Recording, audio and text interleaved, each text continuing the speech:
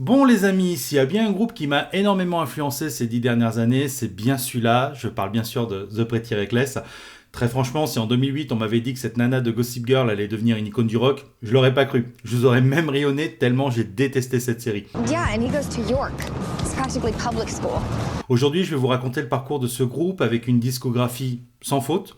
Et vous allez voir que Taylor Momsen, c'est une artiste, une vraie, et c'est pour ça que je l'adore. Non, mais franchement, quand vous découvrez cette nana pour la première fois, toute fine, toute frêle, qui fait des concerts en nuisette, à aucun moment vous attendez à ce qu'elle ait une voix comme ça.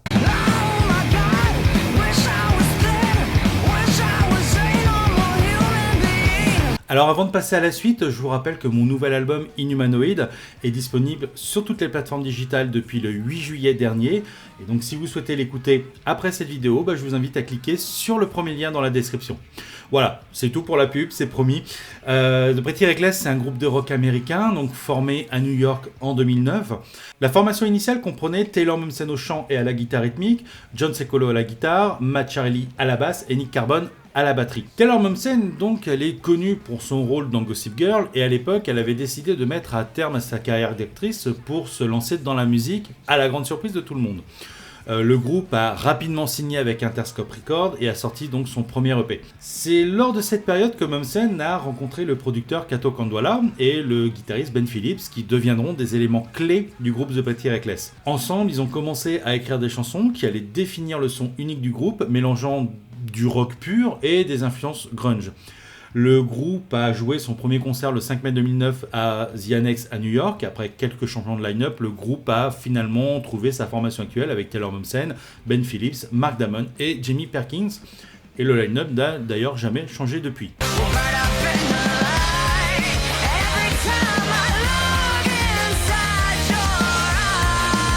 En août 2010, The Pretty Reckless a sorti son premier album studio, Light Me Up. Cet album a marqué un tournant dans leur carrière avec des titres comme Make Me Wanna Die qui a rapidement grimpé dans les charts.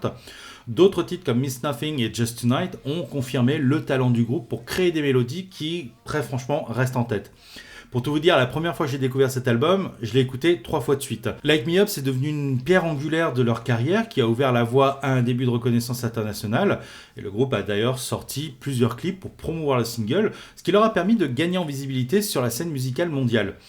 D'ailleurs, le clip Make Me Wanna Die, à peine sorti, a fait polémique aux États-Unis puisque la chanteuse se promène en se déshabillant alors qu'elle avait à peine 17 ans à l'époque. Pour la petite histoire, Taylor Momsen a déclaré à l'époque que la sortie du clip a été retardée de plusieurs semaines parce que dans la version originale, elle y apparaissait complètement nue.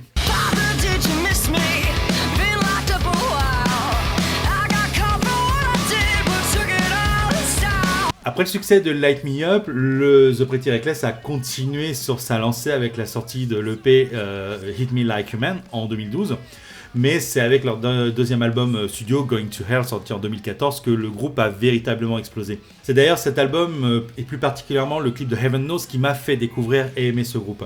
L'album est beaucoup plus rock et plus sombre que le précédent opus, et montre également une maturité musicale et une grande confiance grandissante dans leur son. Le groupe a reçu de nombreux éloges pour sa solide production et son écriture sincère, et cet album a permis au groupe de jouer sur des scènes plus grandes et gagner encore plus de fans à travers le monde. Les chansons de cet album abordent des sujets comme la rédemption, la culpabilité, la libération personnelle. Rien de très original, on va dire. En revanche, sa production a été totalement chaotique en raison de la destruction du studio d'enregistrement par l'ouragan Sandy. Mais le groupe a persévéré et a recréé une grande partie de leur travail perdu. D'ailleurs, le titre de l'album a été choisi en fonction de cet événement. Bon, bien entendu, vous vous doutez bien, nous sommes au 21e siècle et comme dans le précédent album, un clip a une fois plus fait polémique. Il s'agit du clip Heaven Knows où Taylor Momsen choque la morale religieuse intégriste américaine en dévoilant son corps nu à des enfants tout en arborant le symbole de l'album, à savoir une croix chrétienne détournée en queue fourchue du diable. Ils sont quand même fragiles aux États-Unis.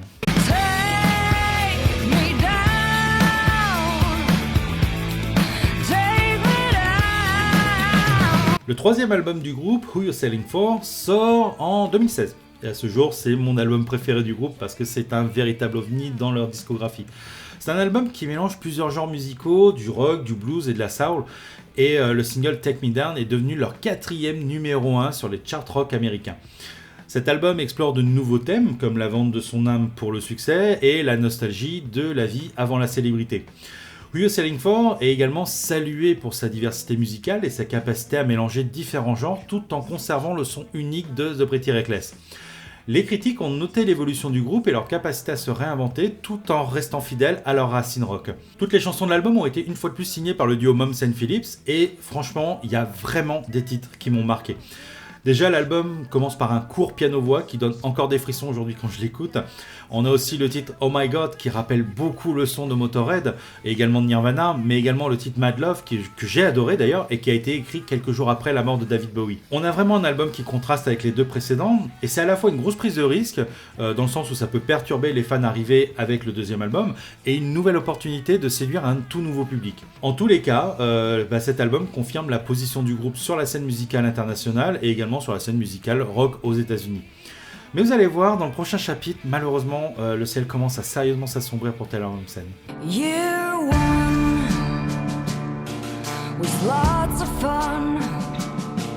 Nous sommes dans la nuit du 17 au 18 mai 2017. Chris Cornell, le chanteur du groupe Soundgarden et ami de longue date de Taylor Momsen, est retrouvé pendu dans sa chambre d'hôtel après avoir donné un concert à Détroit. D'ailleurs, The Pretty Reckless avait fait la première partie de ce concert. Quelques mois plus tard, en 2018, le sort s'acharne à nouveau. C'est au tour de Kato Kandwala, donc leur producteur, de perdre la vie suite à un accident de moto. Ces deux événements tragiques ont plongé la chanteuse dans une profonde dépression, une période de deuil intense, mais également dans la toxicomanie. Mais la chanteuse ne s'est pas laissée abattre pour autant puisqu'elle a réussi à se relever et c'est dans ce contexte qu'est né leur quatrième album Death by Rock'n'Roll sorti en 2021. Cet album a permis à The Pretty Reckless de devenir le premier groupe dirigé par une femme à obtenir 7 singles numéro 1 sur les charts rock. Death by Rock'n'Roll, c'est un hommage à l'esprit du rock'n'roll. On y retrouve des collaborations avec des artistes comme Tom Morello de Rage Against the Machine et Matt Cameron de Soundgarden. Et ces collaborations ajoutent plus de diversité à cet album qui est déjà pour moi impressionnant en fait. Les critiques ont été unanimes, considérant cet album comme l'un des meilleurs travaux du groupe à ce jour, et sa production a été un processus de guérison pour Taylor Momsen, lui permettant de rendre hommage à ses amis disparus tout en avançant dans leur carrière musicale. D'ailleurs, Taylor Momsen a souvent parlé de la difficulté de surmonter cette perte et de l'importance de la musique comme un moyen de guérison. Le titre Only Love Can Save Me Now est un hommage poignant à Chris Cornell et elle reflète la douleur ressentie par Momsen lors de sa disparition. Pour ma part, j'ai adoré cet album, on revient un peu plus au style de Going to Hell, mais avec de très bonnes idées en plus. Par exemple, pour moi, mon titre préféré de l'album, c'est 25, c'est un vrai chef-d'œuvre, le clip est magnifique, la voix de Taylor me prend aux tripes, et à chaque fois que j'écoute ce titre, à la fin de la chanson, je m'attends toujours à ce que Taylor pousse la voix à fond, un peu comme le font les divas. Et en fait non, elle reprend sa voix toute douce, elle est hyper touchante quand elle fait ça, enfin moi j'adore cette chanson. Très clairement, ce titre, je sais pas pour vous, mais je le vois bien dans un générique d'un film James Bond en fait.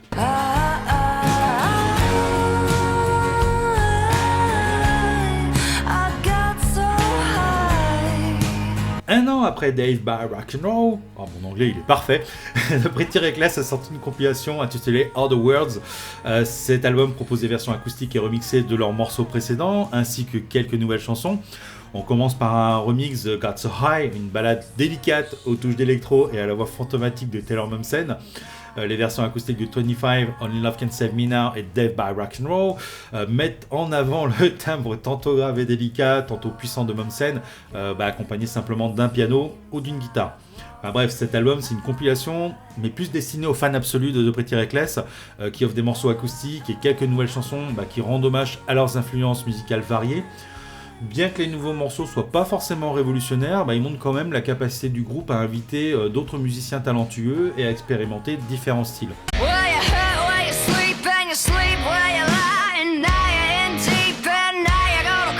Bon, maintenant aujourd'hui, qu'est-ce qu'ils deviennent ? Qu'est-ce que vous devenez, bordel ? Moi personnellement j'attends avec impatience un nouvel album, je suis curieux d'ailleurs de voir quelle direction ils vont prendre pour la suite des événements.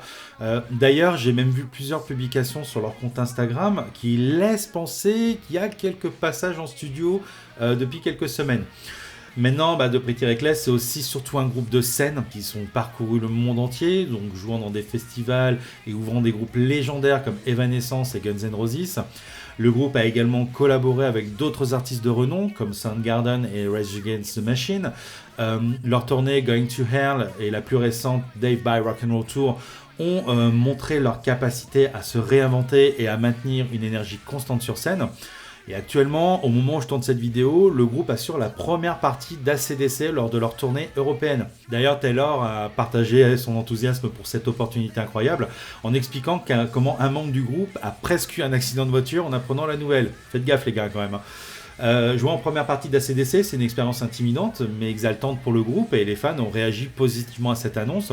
Et les performances de The Pretty Reckless en ouverture d'ACDC ont été saluées par la critique. La tournée comprend des dates en Suisse, en Belgique et en France, offrant au groupe une exposition encore plus large et la possibilité de se connecter avec de nouveaux fans à travers l'Europe.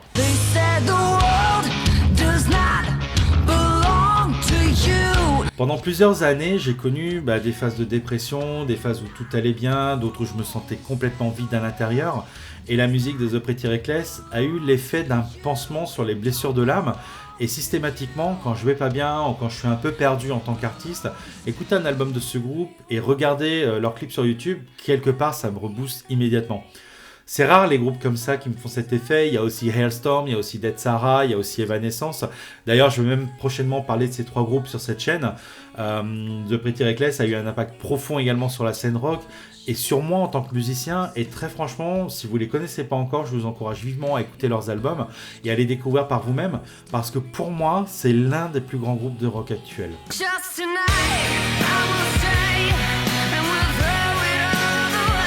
Voilà, merci d'avoir regardé cette vidéo. Si vous avez aimé, n'oubliez pas de vous abonner à la chaîne, de liker la vidéo, de laisser un commentaire si vous avez d'autres anecdotes sur ce groupe. Moi, je suis très heureux de vous retrouver dans ce format.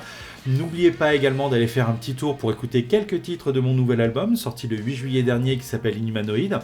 Je vous remercie infiniment pour tous vos retours sympathiques à ce sujet. Vous pouvez d'ailleurs écouter mon dernier single ici, ou bien regarder un autre épisode de toute la musique que j'aime. Et d'ici là, je vous dis à la semaine prochaine. Ciao!